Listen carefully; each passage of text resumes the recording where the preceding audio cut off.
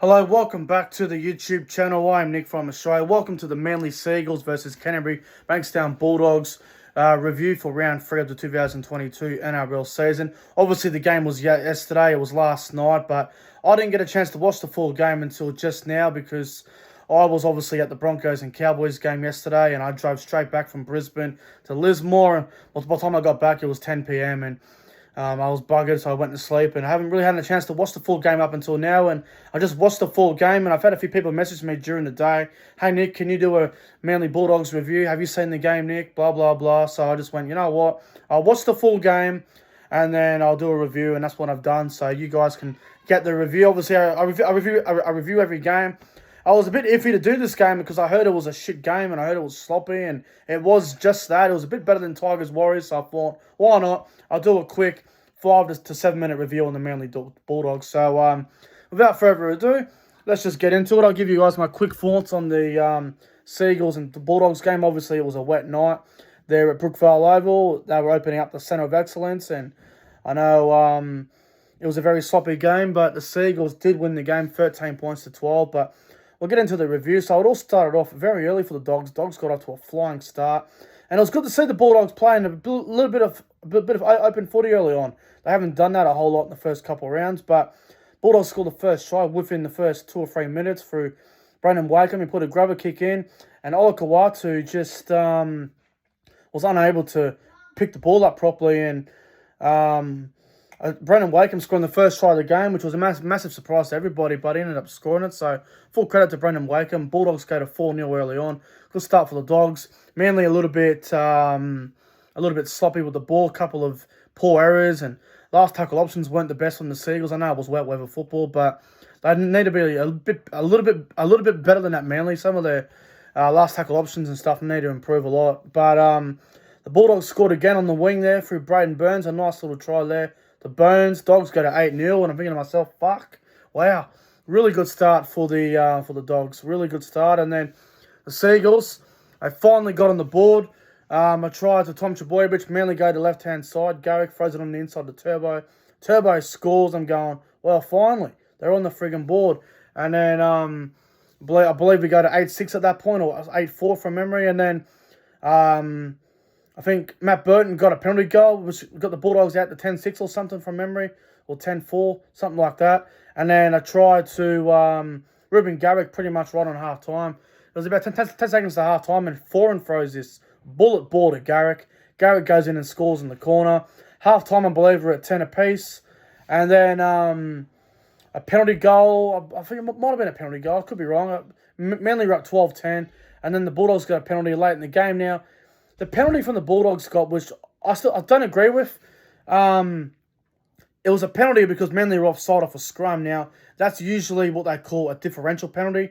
Now, a differential penalty that means you can't go for goal. Now, in this situation, for some reason, the Bulldogs were allowed to go for goal, which I still don't understand, because when you're offside off a scrum, when the other team's on the attack, if you're deliberately offside, a differential penalty means you can't take the 2 points, but you can tap and go or kick for touch. So I found that very strange. Burton takes the 2, we go to 12 all, and I'm thinking to myself, well, it's either going to be a Cherry Evans field goal or it's going to be a Matt Burton massive field goal from a long distance. So it was battle of field goal, really, between Cherry Evans and Burton. And Matt Burton, in my opinion, a massive game-changing moment. Burton put up a massive torpedo bomb downfield and ended up out in the fall, and then Manly had a chance, and then Morgan Harper knocked the ball on, and then the Bulldogs ran down the sideline. I think Burns knocked the ball back inside, and Manly got the ball, got down the other end, a couple of tackles later, and guess who?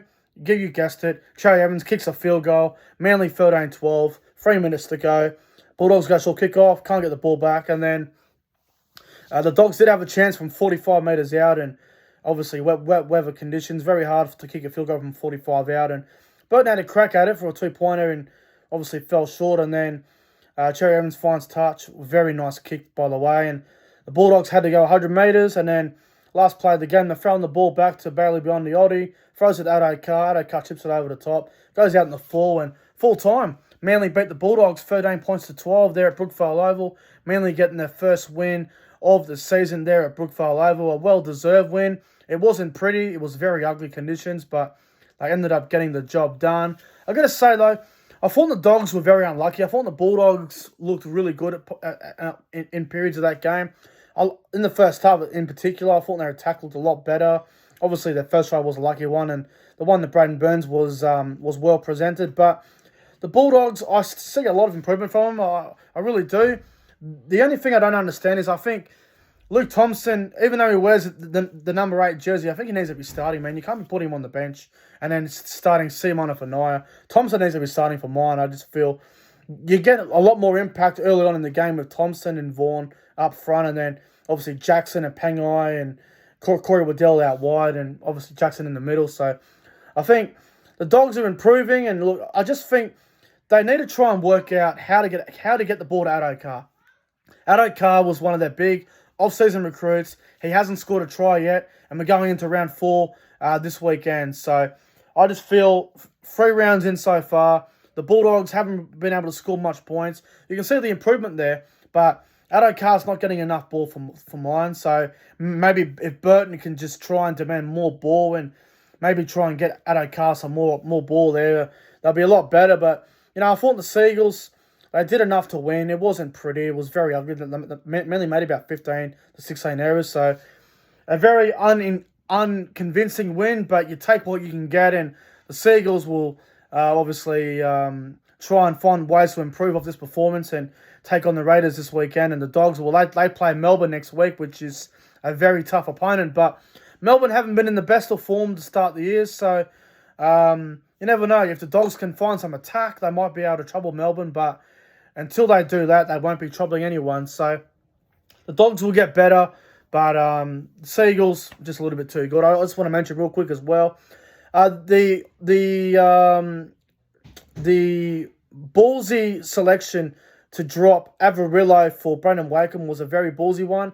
I thought Wakeham actually had a decent game. Averillo, I feel, needs to be in that team somewhere, maybe in the centres. But the Dogs were in that game, and they arguably should have won that game, but they just weren't able to find that extra bit of attack to get them home. But the Seagulls beat the Dogs 13 points to 12. My top 3 players on ground from the game, though, I'm going to go number 3. I'm going to go with Sean Keppie.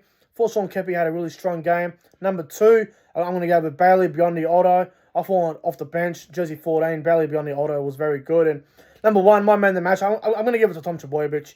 Full Turbo had a really good game at fullback. I thought his attack was very good. He had a couple of nice runs through the middle, and I thought Turbo was very good. So the Seagulls getting a win.